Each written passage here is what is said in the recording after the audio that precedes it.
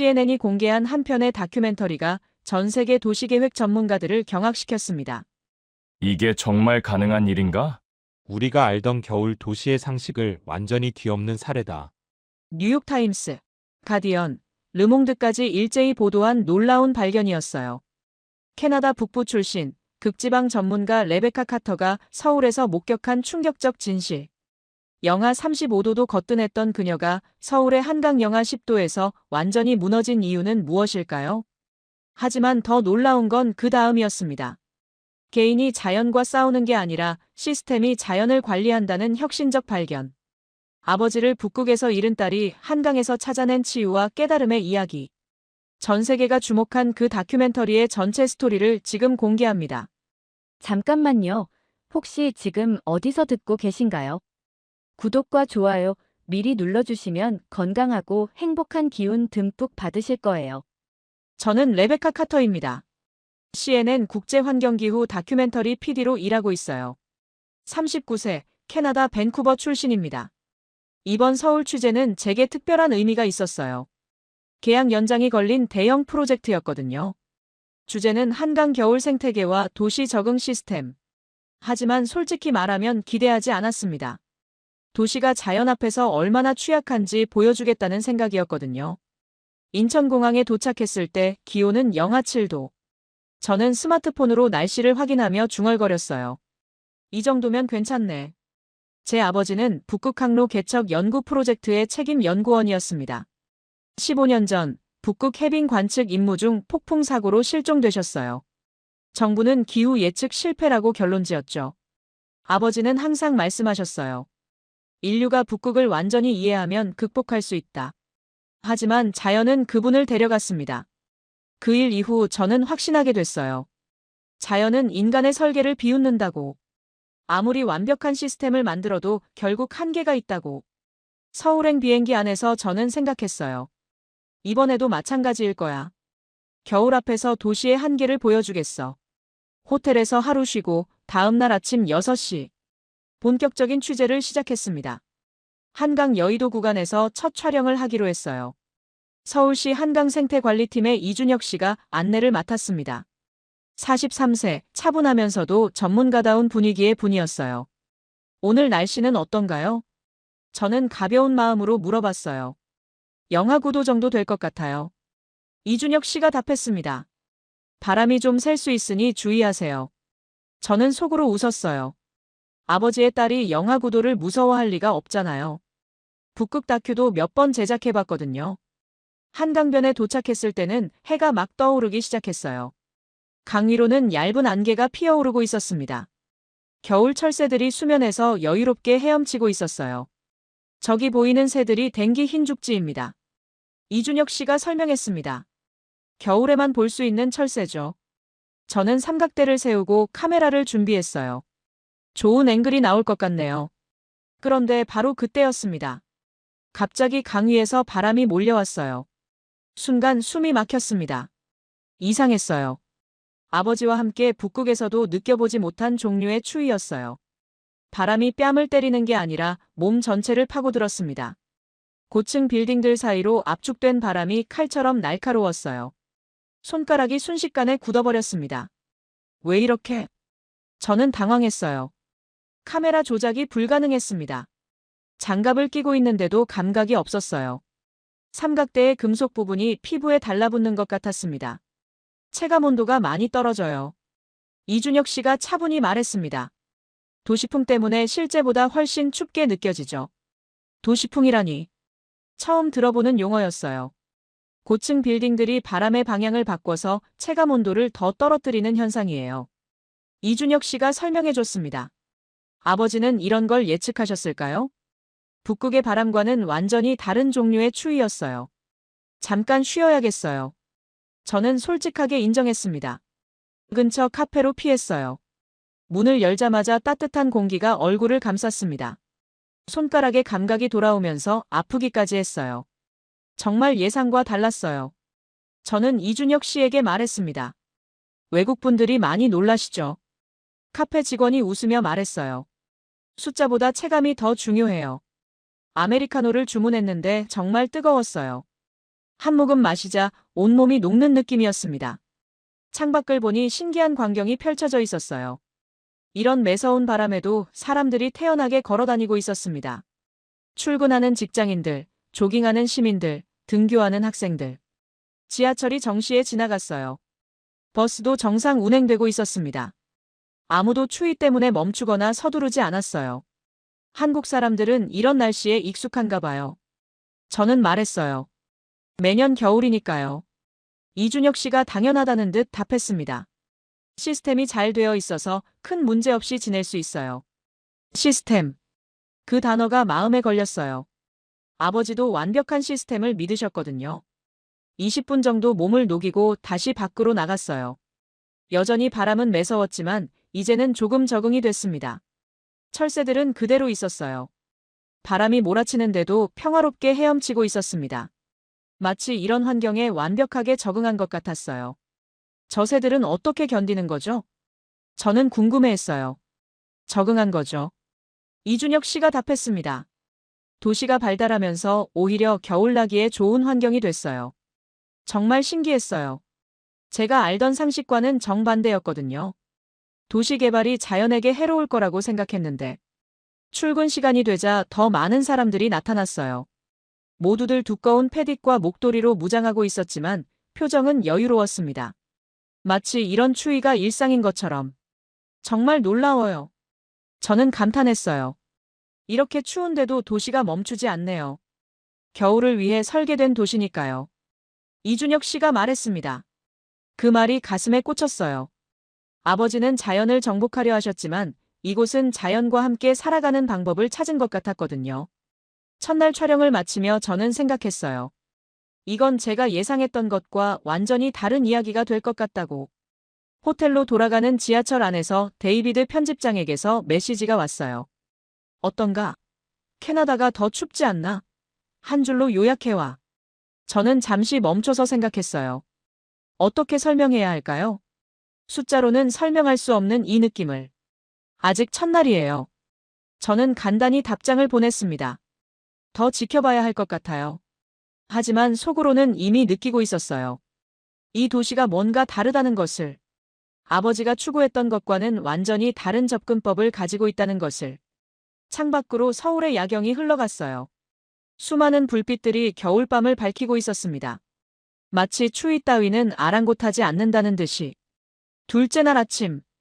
기상청에서 한파주의보가 발령됐다는 뉴스를 봤어요. 체감온도가 영하 15도까지 떨어질 거라고 했습니다. 이런 날에 철새들이 어떻게 지내는지 봐야겠어요. 저는 이준혁 씨에게 말했어요. 한강에 도착해보니 정말 신기한 광경이 펼쳐져 있었어요. 한파주의보가 내린 날인데도 강이 완전히 얼지 않았습니다. 가장자리만 얇게 얼음이 있을 뿐 중앙 부분은 여전히 물이 흘러가고 있었어요. 왜 강이 얼지 않죠? 저는 놀라며 물어봤어요. 북극에서는 이런 기온이면 강이 꽁꽁 얼어붙거든요. 아버지와 함께 본 북극강들은 모두 두꺼운 얼음으로 덮여 있었어요. 여러 이유가 있어요. 이준혁 씨가 자세히 설명해 주었습니다. 도시열섬 효과로 수온이 일정하게 유지되고 물의 순환도 계속 일어나고 있거든요. 더욱 놀라운 건 철새들이었어요. 한파주의보에도 불구하고 여전히 강 위에서 평화롭게 지내고 있었습니다. 댕기 흰죽지, 비오리, 청둥오리들이 활발하게 움직이고 있었어요. 저 새들은 추위를 안 타나요? 저는 망원경으로 관찰하며 물어봤어요. 적응한 거죠. 이준혁 씨가 답했습니다. 여기가 겨울나기에 최적의 환경이에요. 그때 한 명의 중년 남성이 우리 쪽으로 다가왔어요. 두꺼운 패딩을 입고 전문가용 망원경을 들고 있었습니다. 안녕하세요. 류지훈입니다. 그가 인사했어요. 버드워처인데 여기서 15년째 겨울 철새를 관찰하고 있어요. 15년. 아버지가 실종된 것과 같은 시간이었어요. 15년 동안 변화가 있었나요? 저는 궁금해서 물어봤어요. 많이 변했어요. 류지훈 씨가 노트를 펼쳐 보여줬습니다. 2008년부터 기록한 건데 철새 종류와 개체수가 계속 늘고 있어요.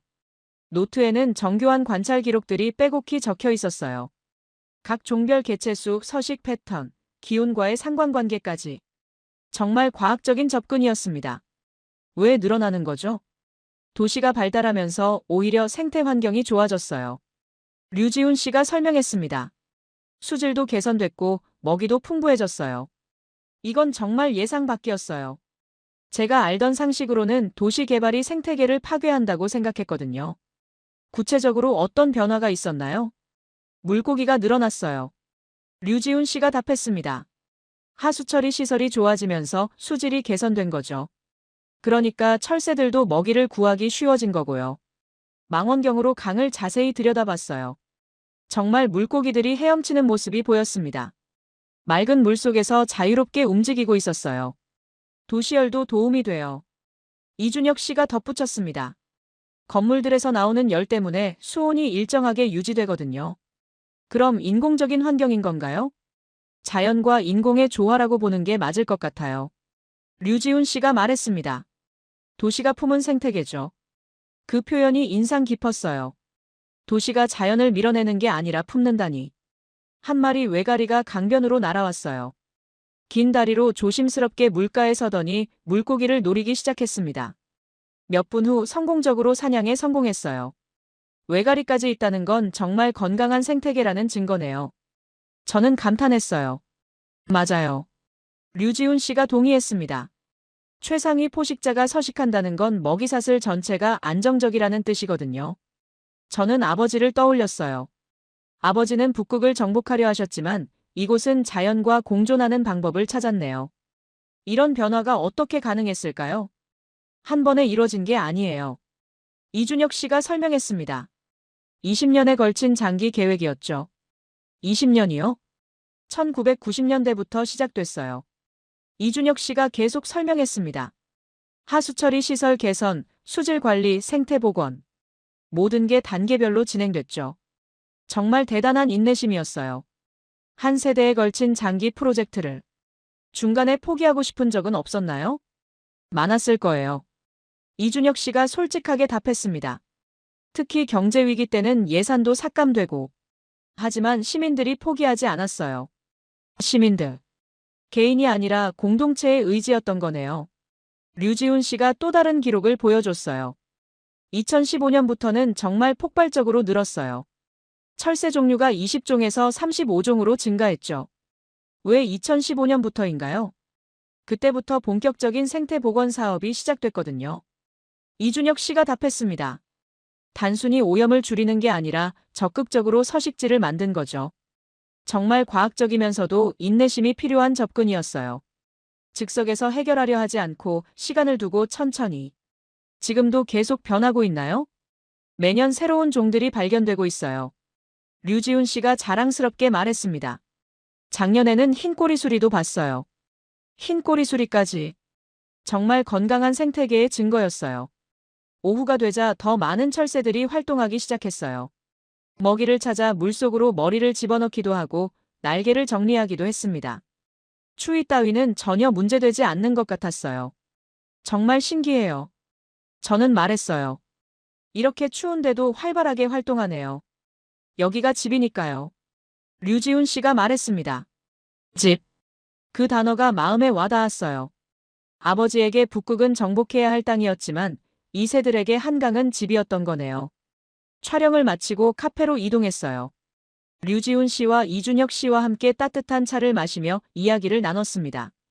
처음에는 어땠나요? 저는 이준혁 씨에게 물어봤어요.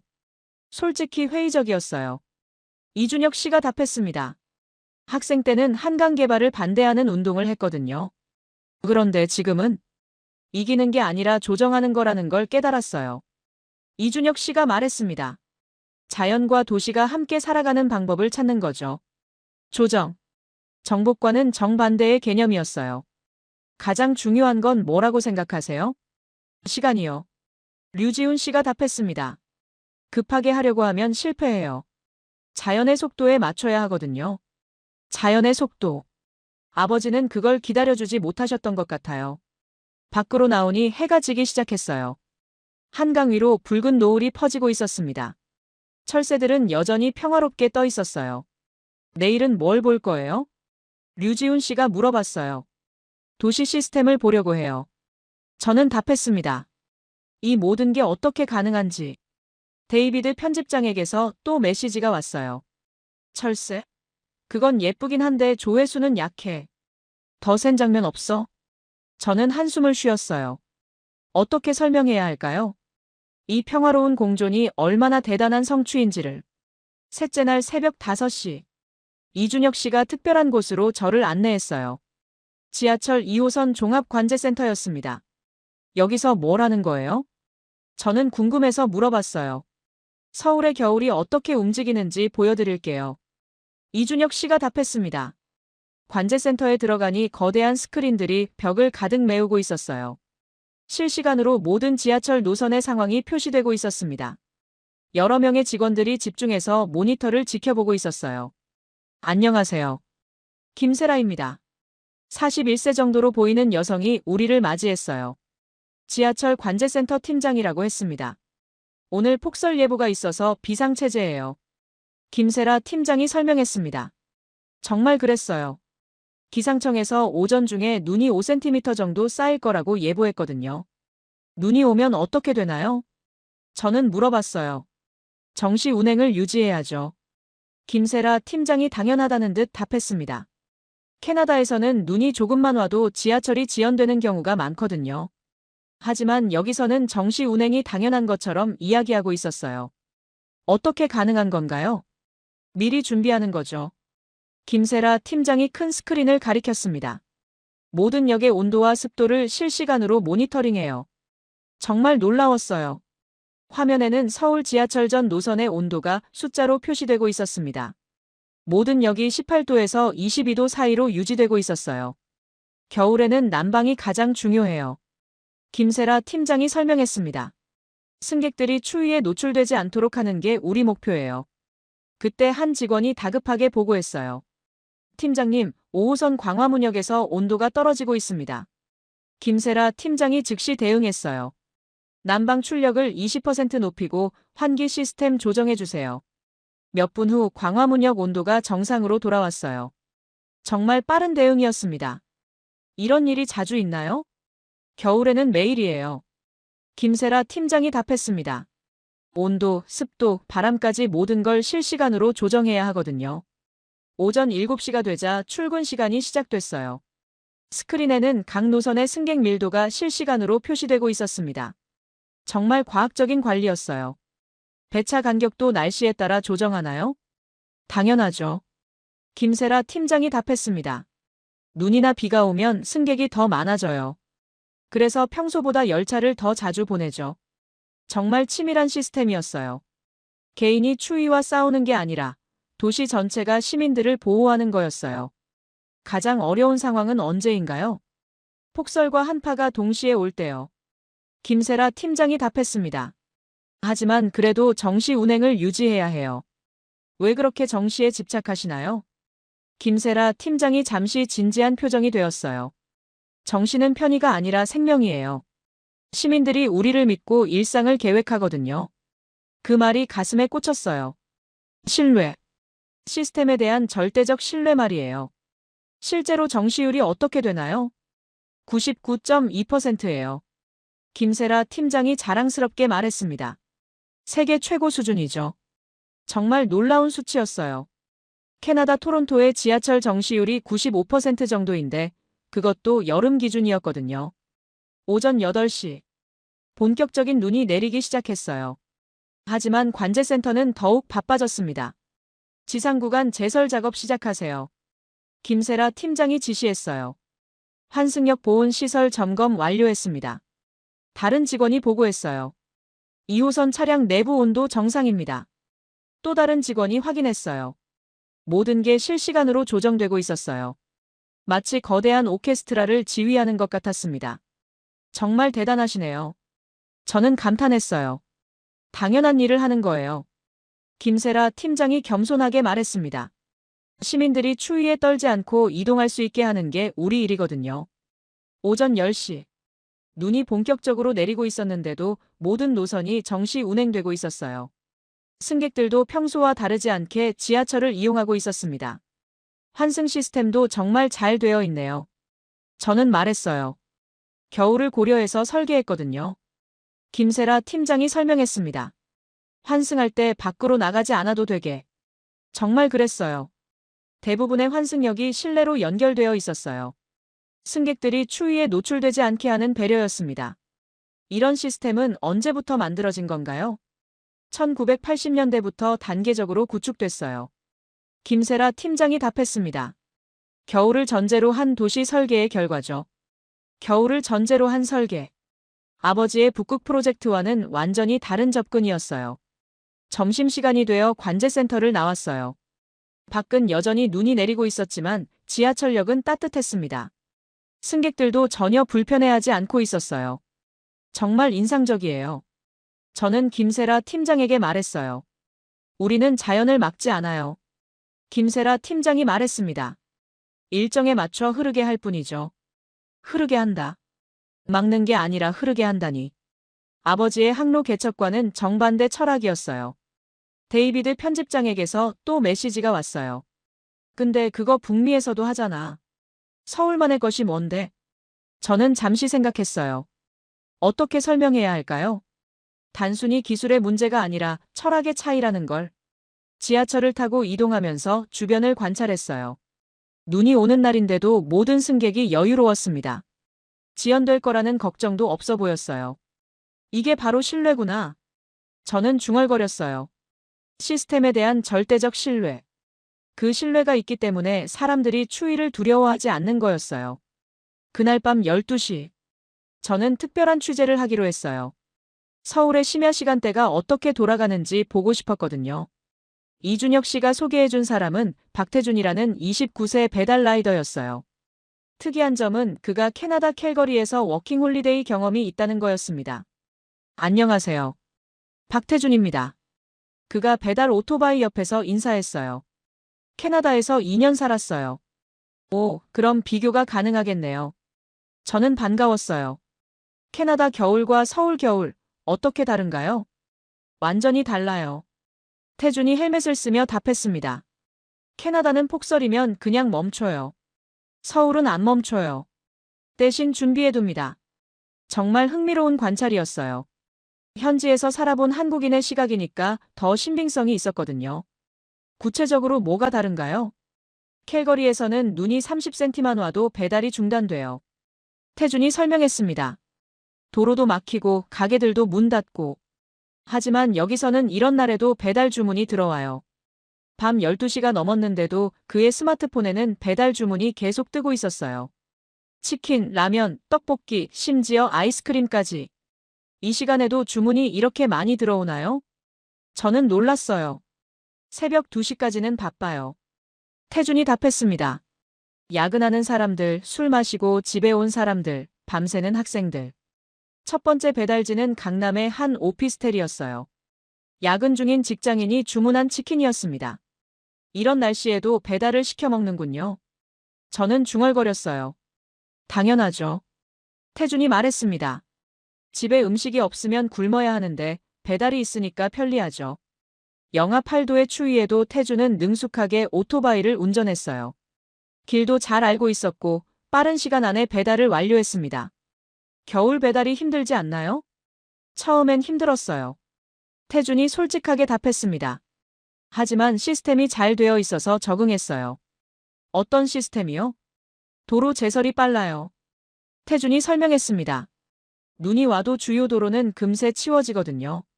그리고 24시간 열려있는 가게가 많으니까 쉴 곳도 많고요.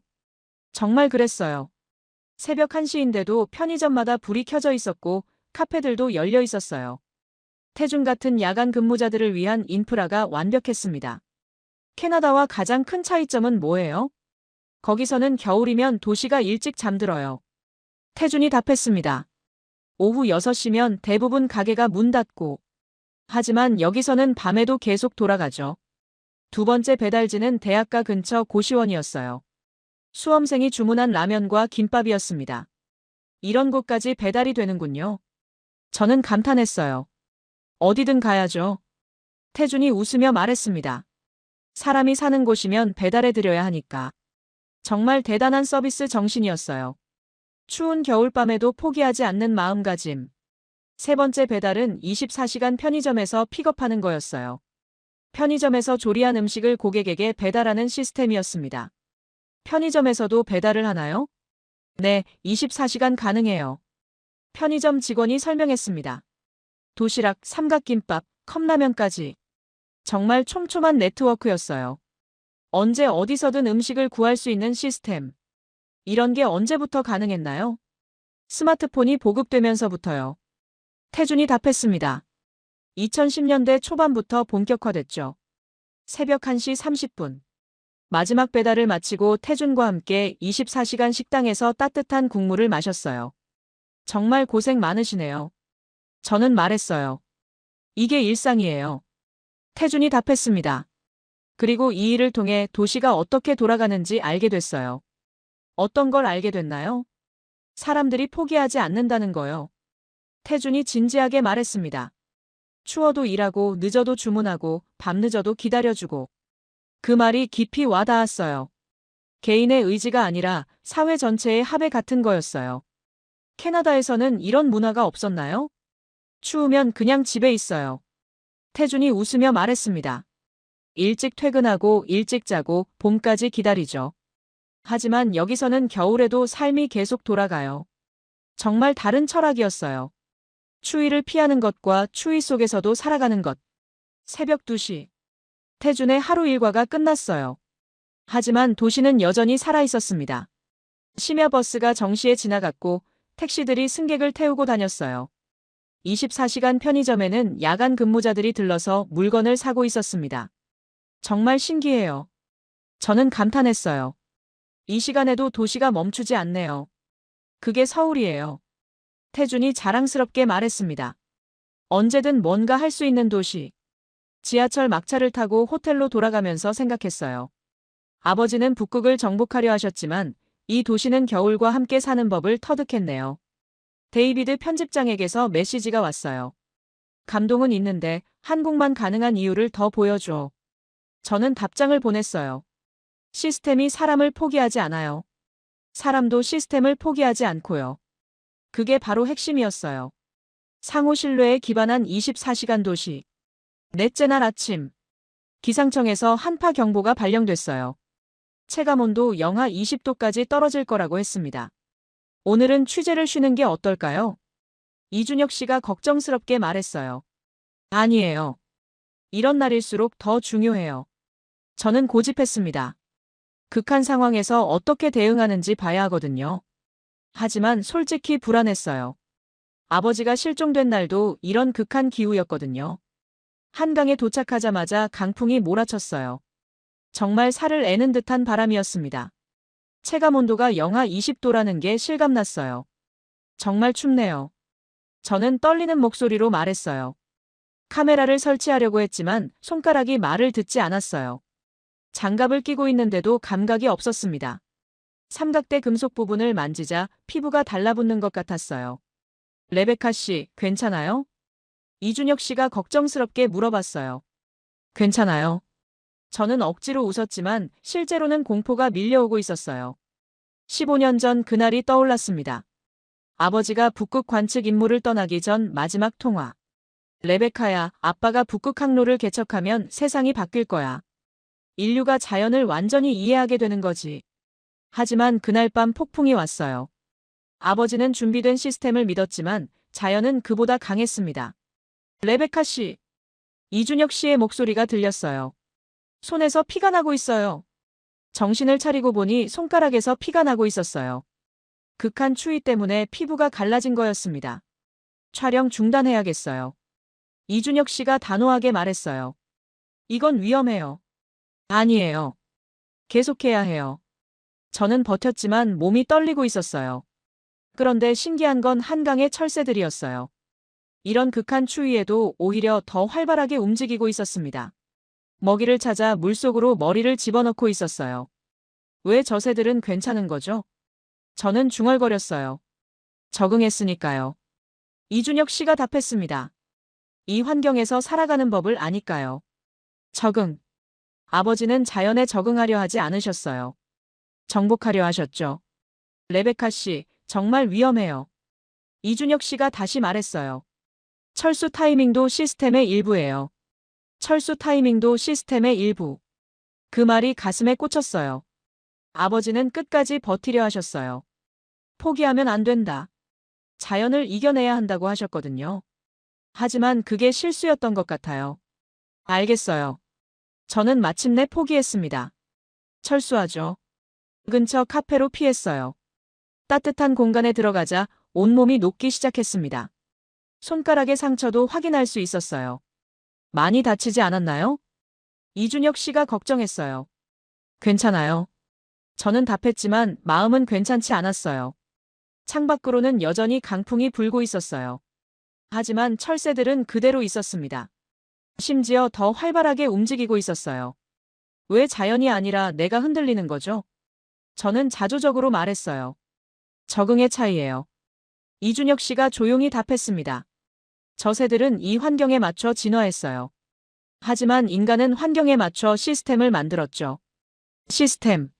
아버지가 믿었던 시스템은 자연을 정복하려는 시스템이었어요. 하지만 여기 시스템은 자연과 공존하는 시스템이었습니다. 안전을 우선시하는 것도 시스템의 일부인가요? 당연하죠. 이준혁 씨가 답했습니다. 무모하게 버티는 건 시스템이 아니라 무책임이에요. 무책임. 아버지도 무책임했던 걸까요? 가족을 두고 무리한 도전을 했으니까. 1시간 정도 쉬고 나서 밖을 봤어요. 여전히 바람은 강했지만 조금 약해진 것 같았습니다. 하지만 더 이상 촬영을 시도하지는 않았어요. 오늘은 이만하죠. 저는 말했어요. 현명한 판단이에요. 이준혁 씨가 안도했습니다. 호텔로 돌아가는 길에 생각했어요. 아버지는 자연과 싸우려 하셨지만 여기서는 자연의 신호를 읽고 있었어요. 위험할 때는 피하고 안전할 때는 활동하고. 데이비드 편집장에게서 메시지가 왔어요.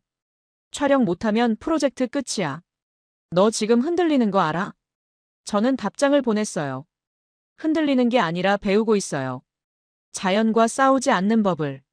그날 밤 호텔방에서 아버지 사진을 오래 바라봤어요. 아빠, 정복이 아니라 공존이었어야 했나 봐요. 5째 날 오전. 어제의 충격에서 회복하기 위해 다른 접근을 시도해보기로 했어요. 한국의 겨울 회복 문화를 체험해보는 거였습니다. 이준혁 씨가 소개해준 분은 장미숙이라는 58세 여성이었어요. 24시간 찜질방을 20년째 운영하고 계시다고 했습니다. 안녕하세요. 장미숙입니다. 따뜻한 미소로 우리를 맞이해 주셨어요. 찜질방에 들어가니 정말 놀라운 공간이었어요. 넓은 홀에 남녀노소가 함께 쉬고 있었습니다. 어떤 사람은 누워서 자고, 어떤 사람은 책을 읽고, 어떤 사람은 TV를 보고 있었어요. 여기서 뭘 하는 건가요? 저는 물어봤어요. 몸을 회복하는 곳이에요. 장미숙 사장님이 설명해 주셨어요. 추위에 지친 몸과 마음을 녹이는 공간이죠. 바닥이 정말 따뜻했어요. 온돌보다도 더 따뜻한 느낌이었습니다. 누워보니 온몸의 근육이 풀리는 느낌이었어요. 이런 곳은 언제부터 있었나요? 찜질방은 1990년대부터 시작됐어요. 장미숙 사장님이 말씀하셨어요. 하지만 뜨거운 바닥에서 몸을 녹이는 건 수천 년 전부터였죠. 온돌의 역사를 설명해 주셨어요. 고구려 시대부터 시작된 한국 고유의 난방 시스템이라고 했습니다. 왜 바닥을 따뜻하게 하는 거예요? 열은 아래에서 위로 올라가니까요. 장미숙 사장님이 설명해 주셨어요. 공기를 데우는 것보다 효율적이고 오래 지속돼요. 정말 과학적인 원리였어요. 서양의 벽난로나 히터와는 완전히 다른 접근이었죠. 그리고 가족이 자연스럽게 모이게 돼요. 장미숙 사장님이 덧붙이셨어요. 따뜻한 바닥에 함께 앉아서 이야기하게 되거든요. 정말 그랬어요. 찜질방 곳곳에서 가족들이 함께 시간을 보내고 있었습니다. 할아버지, 할머니, 부모님, 아이들까지. 추위는 바깥 문제예요. 장미숙 사장님이 핵심을 짚어주셨어요. 안을 따뜻하게 만들면 되는 거죠. 안을 따뜻하게. 그 말이 가슴에 와닿았어요. 아버지는 바깥의 추위와 싸우려 하셨지만 여기서는 안을 따뜻하게 만드는데 집중하고 있었어요. 외국에는 이런 곳이 없나요? 장미숙 사장님이 궁금해하셨어요. 사우나는 있지만 이렇게 가족적이지는 않아요. 저는 답했어요. 대부분 개인적인 공간이거든요. 여기서는 혼자 오는 사람도 많아요. 장미숙 사장님이 말씀하셨어요. 외로운 노인분들, 집이 춥다고 하시는 분들. 정말 사회적 기능을 하고 있었어요. 단순한 상업시설이 아니라 공동체 회복 공간이었습니다.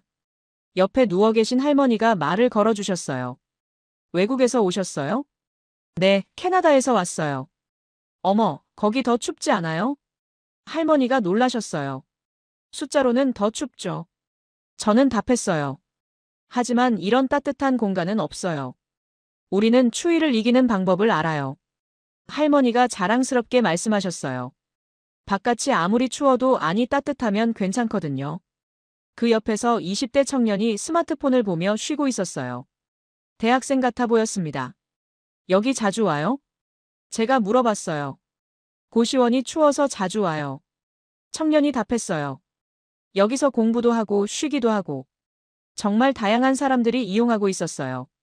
나이, 직업, 성별에 관계없이 모두가 함께 따뜻함을 나누고 있었습니다. 가장 좋아하는 시간대는 언제예요? 저는 장미숙 사장님께 물어봤어요. 새벽 시간이요. 장미숙 사장님이 답하셨어요. 야근 마치고 오시는 분들, 새벽 운동 전에 몸 푸시는 분들. 그분들 보면 정말 고마워요. 고맙다는 표현이 인상적이었어요. 상업적 관계를 넘어선 공동체 의식이 느껴졌거든요. 2시간 정도 찜질방에서 시간을 보냈어요. 정말 몸과 마음이 완전히 회복되는 느낌이었습니다. 어제의 충격과 공포가 많이 가라앉았어요. 어떠세요? 장미숙 사장님이 물어보셨어요. 정말 신기해요. 저는 솔직하게 답했어요. 이렇게 간단한 방법으로 회복이 되다니. 간단해 보이지만 오랜 지혜가 담겨 있어요. 장미숙 사장님이 말씀하셨어요. 조상들이 겨울을 견디기 위해 만들어낸 시스템이거든요. 찜질방을 나와서 근처 온돌 체험관도 가봤어요. 전통 온돌의 원리를 직접 볼 수 있는 곳이었습니다. 바닥 아래로는 뜨거운 공기가 지나가는 통로가 있었어요. 아궁이에서 시작된 열기가 바닥 전체를 따뜻하게 만드는 시스템이었습니다. 정말 과학적이네요. 저는 감탄했어요. 연료도 적게 들고 오래 지속되고 건강에도 좋아요. 관리인이 설명해 주었어요. 발을 따뜻하게 하면 온몸이 따뜻해지거든요. 정말 효율적인 시스템이었어요. 서양의 난방과는 완전히 다른 철학이었죠. 저녁에 호텔로 돌아가서 온돌 바닥에 누워봤어요. 따뜻한 바닥에서 하루의 피로가 풀렸습니다. 추위와 싸우지 않고 따뜻함을 만드는 거구나. 저는 깨달았어요. 데이비드 편집장에게서 메시지가 왔어요. 좋아, 이건 인간 냄새가 난다. 근데 결론은 더 날카로워야 해. 저는 답장을 보냈어요. 결론을 찾고 있어요. 곧 보여드릴게요. 아버지 사진을 다시 봤어요. 아빠, 따뜻한 집이 있었다면 무리하지 않으셨을까요? 6째 날. 찜질방에서의 회복 후 몸 상태가 많이 좋아졌어요. 이번에는 한국의 겨울 음식 문화를 제대로 취재해보기로 했습니다. 이준혁 씨와 함께 을지로 골목으로 갔어요. 작은 음식점들이 즐비한 곳이었습니다. 여기서 뭘 볼 건가요? 저는 물어봤어요. 한국인들이 추위를 이기는 방법이요. 이준혁 씨가 답했습니다. 첫 번째로 들른 곳은 김치찌개 전문점이었어요. 문을 열자마자 매콤한 냄새와 함께 뜨거운 김이 얼굴을 감쌌습니다. 김치찌개 하나 주세요. 이준혁 씨가 주문했어요. 잠깐 기다리자 뚝배기에 담긴 김치찌개가 나왔어요. 국물이 펄펄 끓고 있었습니다. 김치와 돼지고기, 두부가 푹 끓고 있는 모습이었어요. 조심하세요. 정말 뜨거워요. 주방 아주머니가 경고해 주셨어요. 숟가락으로 국물을 떠서 후후 불어본 다음 입에 넣었어요. 순간 입안이 화끈거렸지만 동시에 온몸이 따뜻해지는 느낌이었습니다. 와, 이거 정말 효과적이네요. 저는 놀라며 말했어요. 몇 숟가락 더 먹으니 이마에 땀이 날 정도였어요. 체온이 확실히 올라가는 게 느껴졌습니다. 이게 체온 회복 루틴이에요. 이준혁 씨가 설명했습니다. 한국 사람들은 추울 때 뜨거운 국물부터 찾아요. 정말 과학적인 접근이었어요. 외부 추위에 맞서는 게 아니라 내부 체온을 높이는 거였어요. 다른 음식도 봐볼까요? 저는 제안했어요. 길거리로 나가니 포장마차들이 줄지어 있었어요. 모두 뜨거운 음식을 파는 곳들이었습니다. 첫 번째 포장마차에서는 어묵을 끓여 팔고 있었어요.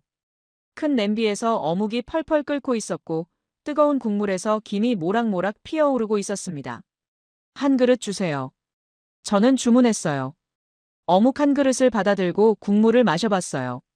간단한 맛이었지만 몸을 빠르게 녹이는 데는 최고였습니다. 이런 음식이 겨울에 특히 인기가 많죠? 저는 포장마차 사장님께 물어봤어요. 당연하죠. 사장님이 답하셨어요. 추운 날에는 줄이 길게 서요. 정말 그랬어요. 오후 3시인데도 포장마차마다 사람들이 줄을 서 있었습니다. 모두 뜨거운 음식으로 체온을 회복하려는 사람들이었어요. 다음 포장마차에서는 호떡을 만들고 있었어요. 둥근 반죽을 철판에서 눌러 구우니 김이 모락모락 났습니다. 달콤한 냄새가 코끝을 자극했어요. 호떡 하나 주세요. 저는 주문했어요. 갓 구운 호떡을 한 입 베어 물자 뜨거운 설탕 시럽이 나왔어요. 입에 넣자마자 온몸이 따뜻해지는 느낌이었습니다. 이것도 체온 상승에 효과적이네요. 저는 말했어요. 당분이 빠르게 에너지로 전환돼요. 이준혁 씨가 설명했습니다. 길을 더 걸어보니 다양한 겨울 음식들을 발견했어요. 군고구마를 구워 파는 트럭, 붕어빵을 만드는 포장마차, 떡볶이를 끓이는 가게. 모든 음식이 뜨겁고 달콤했습니다. 정말 체계적이네요. 저는 감탄했어요. 거리 곳곳에서 체온 회복이 가능하군요. 편의점에도 들러봤어요. 여기서도 겨울 특화 상품들이 가득했습니다. 뜨거운 도시락, 컵라면, 따뜻한 음료들. 24시간 언제든 따뜻한 음식을 구할 수 있어요. 편의점 직원이 설명해 주었어요. 이런 시스템이 언제부터 구축된 건가요? 90년대부터 본격화됐어요. 이준혁 씨가 답했습니다. 편의점이 확산되면서 24시간 체온 회복 네트워크가 완성된 거죠. 저녁에는 설렁탕집에 갔어요. 진한 사골 국물에 밥을 말아먹는 음식이었습니다. 국물이 하얗고 진했어요. 이것도 겨울 음식인가요? 사계절 먹지만 겨울에 특히 중요해요. 이준혁 씨가 설명했습니다. 깊은 영양과 체온 회복이 동시에 이루어지거든요. 설렁탕을 먹으니 몸 전체가 따뜻해졌어요. 진한 국물이 속을 든든하게 채워주었습니다. 개인은 체온을 올리고 도시는 선택지를 끊지 않는다. 저는 메모했어요. 정말 그랬어요. 개인이 추위와 혼자 싸우는 게 아니라 도시 곳곳에 체온 회복 선택지가 있었어요. 포장마차, 편의점, 음식점, 카페까지. 이게 바로 사회적 안전망이군요. 저는 깨달았어요. 아버지는 개인의 의지로 추위와 싸우려 하셨지만 여기서는 사회 전체가 개인을 보호하고 있었어요. 데이비드 편집장에게서 메시지가 왔어요. 이제 마지막이다. 캐나다보다 특별한 한 문장 만들어. 저는 준비가 되었다고 느꼈어요. 모든 퍼즐 조각이 맞춰지기 시작했거든요. 마지막 날 오전, CNN 본사와 중요한 화상회의가 있었어요. 데이비드 편집총괄과의 최종 보고였습니다. 일주일 동안 뭘 찾았나? 데이비드가 여전히 회의적인 표정으로 물어봤어요. 캐나다보다 특별한 걸 찾았어요. 저는 자신있게 답했습니다. 뭔데? 시스템이 추위를 처리한다는 겁니다. 저는 핵심을 짚었어요. 데이비드가 미간을 찌푸렸어요. 시스템이 추위를 처리한다? 무슨 뜻이야? 저는 일주일간 촬영한 영상들을 하나씩 보여줬어요. 첫 번째는 한강 칼바람 영상이었어요. 영하 10도인데 체감 온도가 영하 20도까지 떨어져요. 하지만 철새들은 평화롭게 서식하고 있어요. 두 번째는 지하철 관제센터 영상이었어요. 폭설 경보에도 정시율 99.2%를 유지해요. 개인이 추위와 싸우는 게 아니라 시스템이 관리하는 거죠. 세 번째는 24시간 배달 시스템이었어요. 새벽 2시에도 뜨거운 음식을 주문할 수 있어요. 도시가 멈추지 않고 개인을 보호하고 있어요. 네 번째는 찜질방과 온돌 영상이었어요. 수천 년 전부터 내려온 체온 회복 시스템이에요. 추위와 싸우지 않고 따뜻함을 만들어내는 거죠. 다섯 번째는 겨울 음식 네트워크였어요. 거리 곳곳에서 체온 회복이 가능해요. 사회적 안전망이 촘촘하게 구축되어 있어요. 데이비드의 표정이 점점 진지해졌어요. 그래서 결론이 뭔데? 저는 마지막 카드를 꺼냈어요. 제 아버지는 북극 항로를 개척하려다 실종됐어요. 15년 전 일이에요. 데이비드가 놀란 표정을 지었어요. 개인적인 이야기가 나올 거라고 예상하지 못했거든요. 아버지는 북극을 정복하려 했어요. 저는 계속했어요. 인간의 기술로 자연을 이겨내려고 했죠. 하지만 실패했어요. 그런데 서울은 달라요. 저는 핵심으로 들어갔어요. 겨울을 정복하려 하지 않아요. 관리하고 신뢰하고 함께 살아가요. 데이비드가 몸을 앞으로 기울였어요. 북극 항로는 정복이고 서울은 관리라는 거네. 정확해요. 저는 흥분했어요. 개인의 영웅주의가 아니라 사회의 지혜예요. 자연과 싸우지 않고 공존하는 시스템이에요. 데이비드가 잠시 생각에 잠겼어요. 그리고 천천히 말했습니다. 흥미롭네. 이거 정말 특별한 관점이야. 저는 마지막 촬영 영상을 보여줬어요. 한강 노을 위로 철새가 날고 지하철이 정시에 지나가고 시민이 걷고 배달 오토바이가 달리는 모습. 이게 바로 겨울과 함께 사는 도시예요. 저는 마무리했어요. 좋아. 데이비드가 결정했어요. 메인 기사로 가자. 제목은 정복에서 관리로 서울이 겨울을 다루는 법으로 하고. 화상회의를 마치고 저는 안도했어요. 마침내 데이비드를 설득시켰거든요. 오후에는 한강에서 마지막 촬영을 했어요. 일주일 전 첫 촬영을 했던 바로 그 장소에서 해가 지기 시작했어요. 한강 위로 붉은 노을이 퍼지고 있었습니다. 철새들은 여전히 평화롭게 떠 있었어요. 정말 아름답네요. 저는 이준혁 씨에게 말했어요. 매일 보는 풍경이지만 항상 새로워요. 이준혁 씨가 답했습니다. 도시의 불빛들이 하나씩 켜지기 시작했어요. 지하철이 또 정시에 지나갔고 사람들이 태연하게 걸어 다녔어요. 배달 오토바이도 여전히 달리고 있었습니다. 서울은 겨울을 견디는 도시가 아니에요. 저는 마지막 내레이션을 시작했어요. 겨울을 활용하는 도시예요. 카메라를 한강 야경으로 천천히 돌렸어요. 15년 전 제 아버지는 북극 항로를 개척하려다 자연에게 목숨을 잃었어요. 저는 개인적인 이야기를 꺼냈어요.